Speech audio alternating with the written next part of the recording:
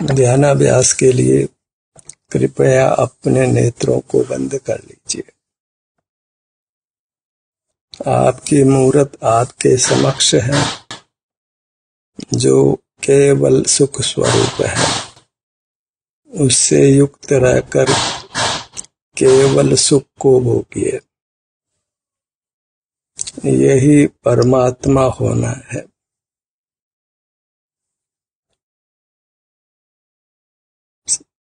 सिर से पैरों तक विस्तार को प्राप्त आपकी मूर्त, आपका स्वरूप आपको अनुभव में आता है। बाहर नहीं देखना है, क्योंकि बाहर आपका सुख स्वरूप नहीं है।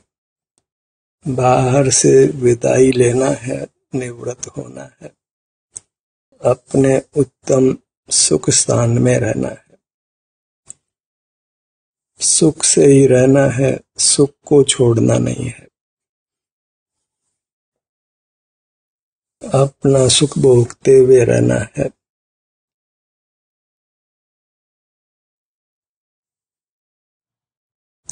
अपनी मूर्त को ही परमात्मा की मूर्त मानना है। अपने धन से ही संतुष्ट रहना है और अपना धन अपनी मूर्त है।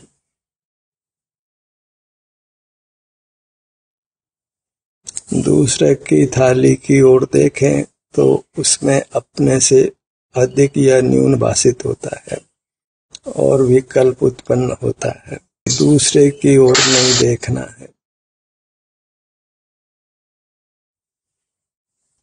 तुलना नहीं करना है, क्योंकि संसारी जीव एक जैसे नहीं है।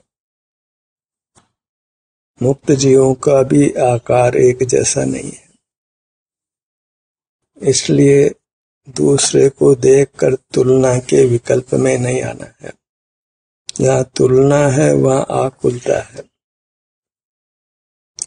अपने समक्ष रहना है, निरपेक्ष रहना है, आनंद से रहना है, क्योंकि अपने में आनंद की कोई कमी नहीं है। प्रभु तो सब बातों पूरा, वह सब बात केवल सुख ही है। सुख ही सर्वस्व है।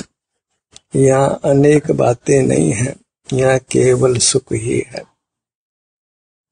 तो सुख से प्रभु पूरा है और तुम्हें सुख की ही कामना है और तुम सुख से पूर्ण हो। इसलिए अपने से युक्त रहकर सुख भोगिए। सुख के अलावा सब इच्छा है सो दुख है। सुख तो अपने में है ही, उसकी क्या इच्छा करना है। इच्छा जो नहीं है उसकी होती है। सुख हमारा स्वरूप है, इसलिए उसकी इच्छा नहीं होती है। यदि हम अपने से युक्त रहते हैं तब इच्छा रहित होते हैं, निकांक्षित होते हैं। अपने को पाया तो कोई कांक्षा नहीं रही, कोई शंका भी नहीं रही। निर्विकल्पता हुई, उत्तम सुख की प्राप्ति हुई। हमारा शरीर अत्यंत स्वस्थ हुआ। एक शरीर इसमें मिला हुआ है, उसकी चर्चा नहीं करना है। वह अपना नहीं है। उससे तो भेद ज्ञान किया है और इसी में जो अपना शरीर है उसको हमने अनुभव से प्राप्त किया है। अपने स्वरूप की प्राप्ति अनुभव से ही है और वह अनुभव बाहर में नहीं देखते हैं तो स्वतः हो जाता है। बाहर में देखना ही हमारे अनुभव को रोकता है। फिर भी जीव निरंतर बाहर नहीं रह पाता है तो अपनी ओर तो आता ही है, पर अपनी ओर आने का काल कम रहता है और बाहर रहने का काल अधिक होता है, तो फिर मोक्ष मार्ग नहीं बनता है। मोक्ष मार्ग के लिए अपने में अधिक रहना है और बाहर कम रहना है, और बाहर रहने के काल को भी कम करते करते समाप्त कर देना है। फिर अपने में रहकर ही हमने असीम सुख सदा भोगना है। केवल अपना संवेदन करना है। अपने सुख दुख की जो भी स्थिति है, जो भी वर्तमान स्थिति है, वही भोगने में आती है, उसी को भोगना है। जो उपलब्ध दशा है उसी को भोगना है, अन्य की वांछा नहीं करना है। जो भी सिर से पैरों तक सुख की दशा उपलब्ध है उसी को भोगना है। अप्राप्त को भोगने की इच्छा होती है तो अप्राप्त को नहीं भोगना है। सिर से पांव तक दृष्टि को फैलाइए, अर्थात यहाँ जो भी सुख दुख की दशा है उसको भोगना है। प्राप्ति की ही प्राप्ति होती है, अप्राप्त की प्राप्ति नहीं होती है।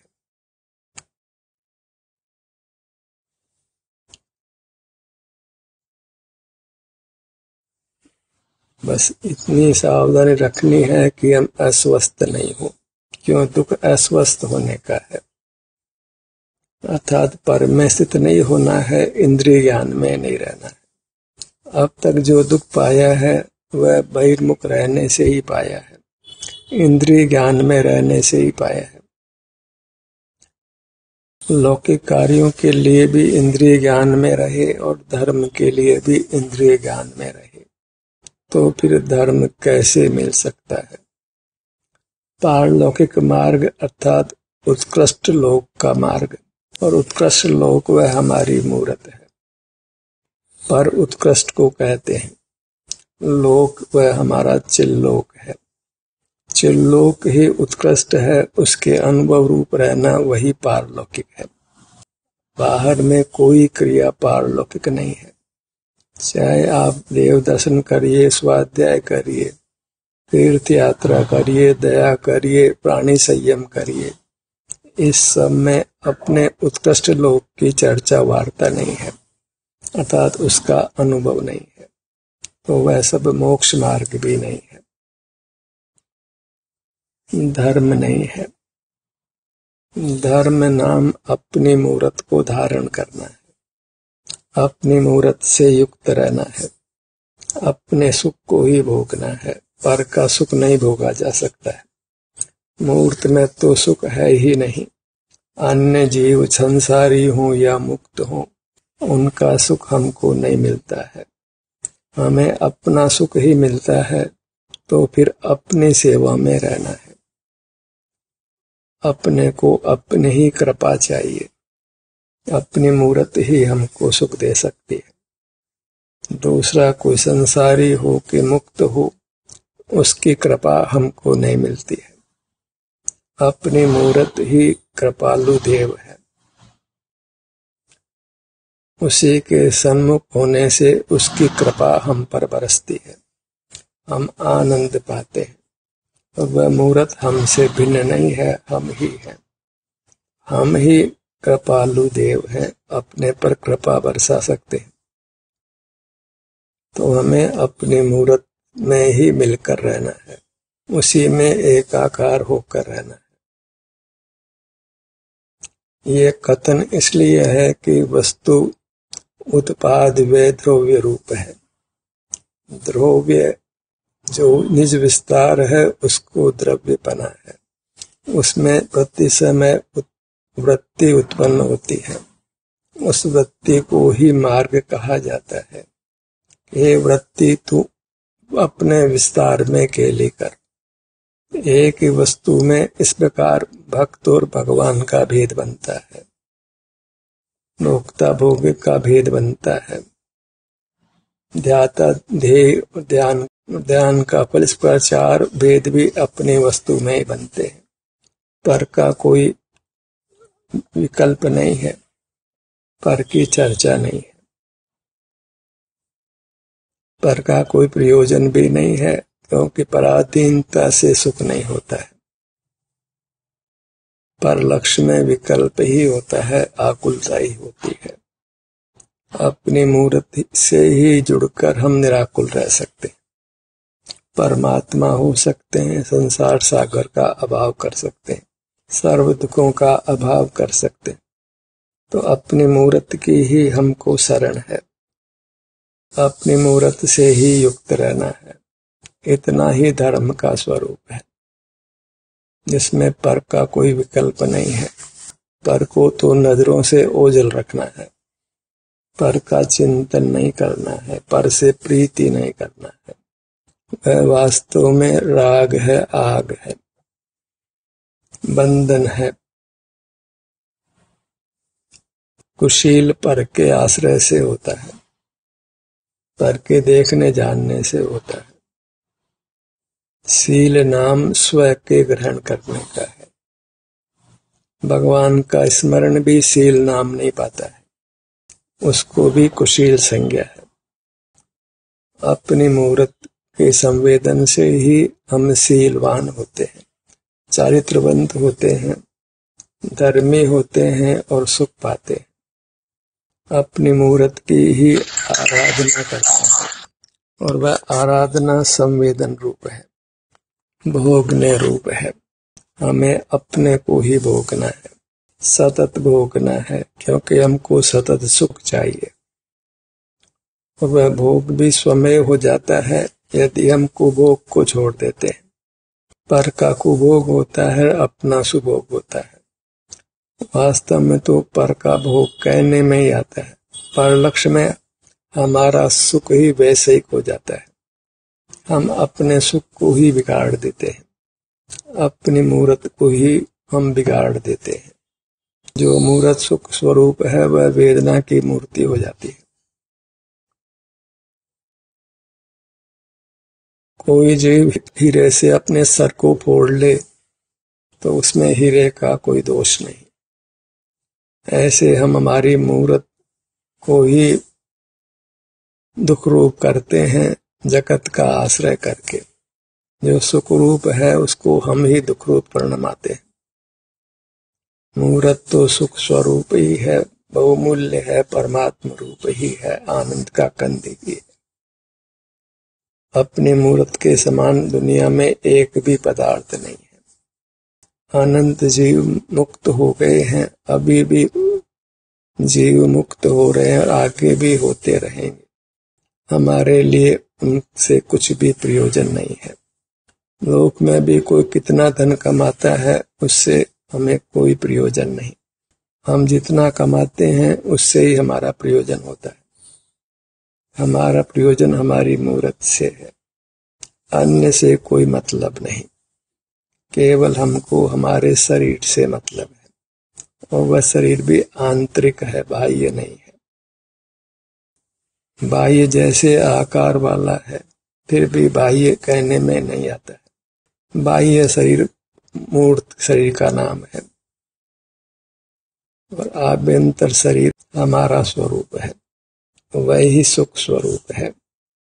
उसी से हमारे सुख के प्रयोजन की सिद्धि होनी है। तो मतलब केवल अपने शरीर से रखिए, अन्य से कोई मतलब, कोई व्यवहार नहीं रखना है, क्योंकि अन्य से सुख के प्रयोजन की सिद्धि नहीं होती है। लोक में भी हम अपना धन ही काम में आता है, दूसरे का धन हमारे काम में नहीं आता है। ऐसे हमारे सुख के प्रयोजन के लिए हमारी मूर्त ही काम आती है। इसलिए हमको हमारी मूर्त की ही आराधना करनी है, इसका ही दर्शन करना है, इसकी ही पूजन करना है। और यही हमारे लिए मंदिर भी है, यही हमारे लिए तीर्थ भी है, यही हमारे लिए साधर्मी भी है। अन्य का कोई विकल्प नहीं करना है। पर्याय को द्रव्य ही उत्तम संग है, उत्तम साथी है। पर्याय अकेली नहीं है, उसके साथ उसका द्रव्य है, जो परमात्मा रूप है, जिसे वह पर्याय भी अपने आप को परमात्मा रूप देखती है, मानती है। पर्याय सर्वथा कोई अलग द्रव्य भी नहीं है, वह द्रव्य का ही रूप है।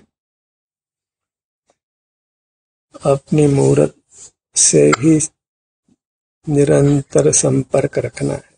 जहाँ अंतर पड़ता है वहीं आकुलता हो जाती है, वहीं कर्म का बंधन हो जाता है। पर्क्ष का लक्ष्य हटाइए, फिर अपना ध्यान अपने किसी भी भाग पर जाता हो, वह सब मोक्ष का मार्ग ही होता है। इंद्रिय ज्ञान का निरोध करने पर हम जिनेंद्र ही होते, अन्य कुछ नहीं होते। जिनेंद्र बनने में एक समय लगता है। जिस क्षण मूर्त को नहीं जान रहे हैं उस क्षण हम जिनेंद्र ही हैं, वीतराग ही हैं, अपूर्व अतीन्द्रिय सुख को पाते हैं। अगले समय भी हमको अगर जिनेंद्र रहना है तो अगले समय भी हमने इंद्रिय ज्ञान का निरोध करना है। एक समय ही प्रकट होता है, एक समय में ही हमको अपना मुख अपनी ओर करके जिनेंद्र होना है और फिर जिनेंद्र बने रहना है। जिनेंद्र बनने में केवल एक समय लगता है। वर्तमान में जिनेंद्र होने के लिए वर्तमान में अपना मुख अपनी ओर करना है। उत्तर समय में भी यदि हमको जिनेंद्र रहना है तो उत्तर समय में भी हमको अपने सन्मुख रहना है। वर्तमान में अपने सन्मुख रहना है और सदा वर्तमान ही मिलना है। तो उसी से फिर निरंतर हम अपने सन्मुख रहते, निरंतर परमात्मा होकर रहते। निरंतरता ही लाना है। जब लक्ष्य है कि अपना मुख अपनी ओर रखना है तो फिर लक्ष्य की प्राप्ति अवश्य होकर रहती है। जिसको जैसी भावना होती है वैसा भवन बन जाता है। जैसा संकल्प करते हैं वैसी प्रवृत्ति स्वयं होने लगती है। तो संकल्प करना है कि हमको इंद्रिय ज्ञान का निरोध करके अपना अनुभव करना है। इंद्रिय ज्ञान का मुख पर की ओर है और स्वानुभव में हमारा मुख पर की ओर नहीं है। फिर वास्तव में तो मुख ही नहीं है, फिर केवल सुख ही है। हम दो मुख की कल्पना करते हैं, एक मुख बाहर एक मुख भीतर, पर ऐसा नहीं है। मुख की उत्पत्ति केवल अपना स्वरूप छोड़ने से ही होती है, अर्थात इंद्रिय ज्ञान से ही मुख उत्पन्न होता है। जहाँ इंद्रिय ज्ञान नहीं है वह मुख ही नहीं है, वहाँ केवल शांति है, केवल सुख का संवेदन है। ज्ञान को ही मुख संज्ञा है, सुख को मुख संज्ञा नहीं है। सुख तो भोग्य है, उसको भोगा जाता है। तो हमें तो बस परमुखता को छोड़ना है, तो आनंद का अनुभव होना है। मुख अपनी ओर करने जितना भी वास्तव में श्रम नहीं है। वह तो परमुख छोड़ने की अपेक्षा केवल उपदेश की भाषा में कहा जाता है कि अपना मुख अपनी ओर कीजिए, वह तो स्वतः ही हो जाता है। जैसे घर में खिड़की से बाहर हम देख रहे हैं तो देखना बंद करते हैं तो फिर हम अपने घर में ही होते हैं। अपने घर में आना नहीं पड़ता है क्योंकि अपने घर में तो है ही। जैसे पर्याय तो द्रव्य में ही है, वह द्रव्य के बाहर नहीं है। बस इंद्रिय ज्ञान का मुख बाहर है तो पर्याय बाहर है ऐसा कहने में आता है। और जब मुख बाहर नहीं हो, इंद्रिय ज्ञान नहीं हो, तो फिर बाहर नहीं है, फिर आप ही है। वहाँ फिर अपना स्वरूप ही उपलब्ध होता है और वह स्वरूप सुख है। उसमें इंद्रियपना नहीं है। इंद्रियपना नहीं होना ही अतीन्द्रियपना है। अतीन्द्रियता कोई अलग वस्तु नहीं है, अतीन्द्रिय ज्ञान कोई अलग वस्तु नहीं है। इंद्रिय ज्ञान का नहीं होना ही अतीन्द्रिय होना है और वह अतीन्द्रिय सुख होता है। ज्ञान को ही इंद्रिय ज्ञानपना है, सुख को न इंद्रियपना है न अतीन्द्रियपना है। विषय सुख को इंद्रिय कहते हैं, वास्तव में तो इंद्रिय से ज्ञान ही होता है। उसके निमित्त से जो सुख होता है उसको इंद्रिय सुख कहते हैं। जब इंद्रिय ज्ञान नहीं करते हैं तो हमको सुख अनुभव में आता है, वहाँ अतीन्द्रिय ज्ञान होता है। ऐसी कल्पना करना योग्य नहीं। नहीं है। इंद्रिय ज्ञान के निरोध से अतीन्द्रिय ज्ञान नहीं होता है, सुख का अनुभव होता है।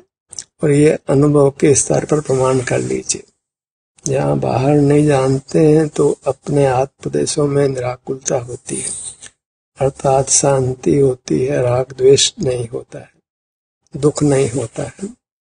कदाचित कर्म के उदय से वेदना भले ही हो, राग जनित आग नहीं होती है, राग जनित तनाव नहीं होता है। जो तनाव नहीं होता है तो हम अस्वस्थ नहीं होकर स्वस्थ होते हैं। राग द्वेष से ही जीव बीमार पड़ता है, शरीर में वेदना पैदा होती है।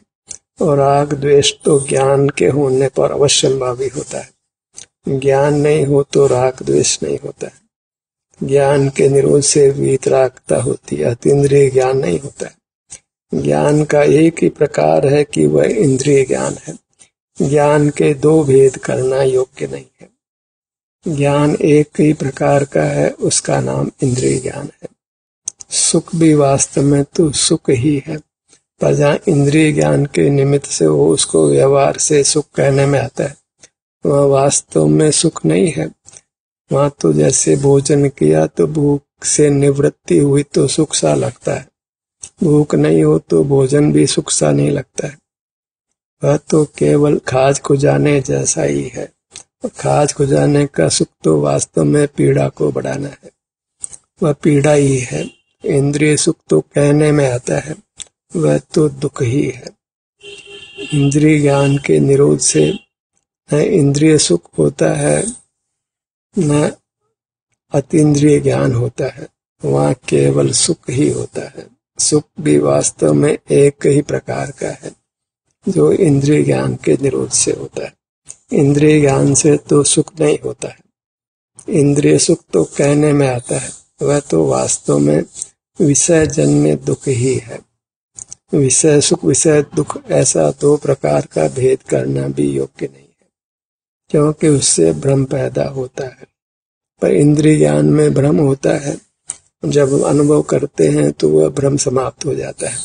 फिर इंद्रिय सुख दुख ही लगता है, उपलब्ध भोग सामग्री भी दुख रूप ही लगती है।